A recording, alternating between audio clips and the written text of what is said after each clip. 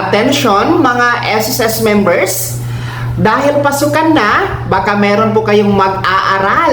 Well, alam nyo ba, meron pong programa ang SSS kung saan up to 200,000 pesos ang makukuha sa buong kurso. Yan ang benepisyo na dapat alam nyo. Mamaya-maya, tatalakayin natin. Hello mga ka-vlogs! Welcome sa aking YouTube channel at welcome din po sa ating official Facebook page. Saan ka man nanonood, kumusta mga ka-vlogs? Eto no, dahil pasukan na, no, noong Lunes, June 8, nagsimula na po ang pasukan at yung iba next week pa. No? At dahil nga dito, talagang magastos ang pagpapaaral mga ka-vlogs. Pero huwag kayong mag-alala dahil ang SSS meron pong programa na inalaan para po sa mga gusto mag-avail, yung mga merong mga pinapaaral. Ito yung tinatawag na Educational Assistance Loan Program or EALP program mga ka-vlogs. Well, ano ba itong SSS Educational Assistance Loan Program? Ito po ay tumutulong para sa mga miyembro na meron pong pinapaaral sa kolehiyo na anak, pwede din po kapatid, legal na asawa, o di ki naman po mismo sarili ng miyembro na nais mag-aaral. So, kumbaga, sa SSS ang bahala sa gastusin mo kung ikaw ay mag-aaral sa kolehiyo. Well, diretso tayo sa criteria, no? Ano ba ang basihan para makasama sa Educational Assistance Loan Program ng SSS? Una, dapat ang miyembro ay nasa edad 18 to 59 years old. So, ibig sabihin, hindi na po pwede yung 60 kasi nga, pensionary ka na yan.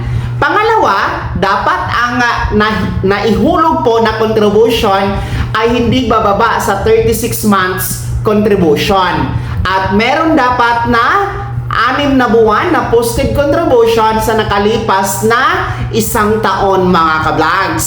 Pangatlo na criteria, dapat ang sahod ay hindi lalagpas sa 25,000 pesos monthly. At pang-apat na criteria, dapat updated po ang pagbabayad ng SSS loan kung meron man po kayong na-avail. At dapat hindi po kayo nagkaroon ng final benefit gaya ng retirement or yung total disability mga ka-vlogs. Tapos dapat walang past due, no, sa utang kay SSS. So yun po yung mga criteria. Ang dali lang naman, basta wala talagang past due, no? Importante yung contribution hindi bababa sa 36 months na hulog mga ka-vlogs. Well, dito tayo sa criteria para sa mga beneficiaryo, no? Para naman sa mga mag-aaral, no? Kung sino yung i-enroll mga ka-vlogs. So una, dapat naka-enroll sa alinmang CHED accredited undergraduate degree course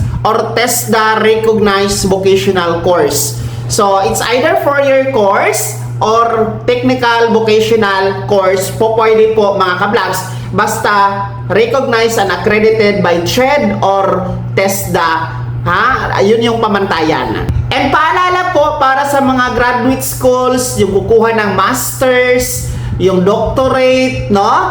Hindi po kayo kasama sa programang ito, no? Hindi kayo kasama dito sa Educational Assistance Loan Program ng SSS. Para lang talaga ito sa mga magka-college pa lang. And karagdagang paalala para po sa mga beneficiaryo o mag-aaral, isang mag-aaral lamang per miyembro ang allowed. So hindi po pwede dito yung doble, no? Per member isa na mag-aaral lamang ang pwede niyang kunin para dito sa Educational Assistance Loan Program. Dito naman tayo kung magkano ang halaga na makukuha at magkano naman ang interest na ipapataw dito sa Educational Assistance Loan Program. Well, para po sa mga degree course, ibig sabihin ng degree course yung mga 4 years course, mga bachelor's degree, kung mag-i-enroll kayo dyan, meron pong hanggang 20,000 pesos per semester ang ibibigay ni SSS. And maximum of 200,000 pesos kada kurso, no? Per semester, hanggang 20,000 pesos. Pero sa kabuang kurso, maximum 200,000 pesos. Para naman sa ating mga kukuha ng vocational technical course o TESDA, no, meron po yung 10,000 pesos per semester o maximum po sa 40,000 pesos sa buong kurso. Mas maliit lang yung sa vocational technical, yung sa TESDA mga ka-vlogs na kurso kasi nga hindi naman ito 4 years course. Madalas mga short-term programs lang ito, no?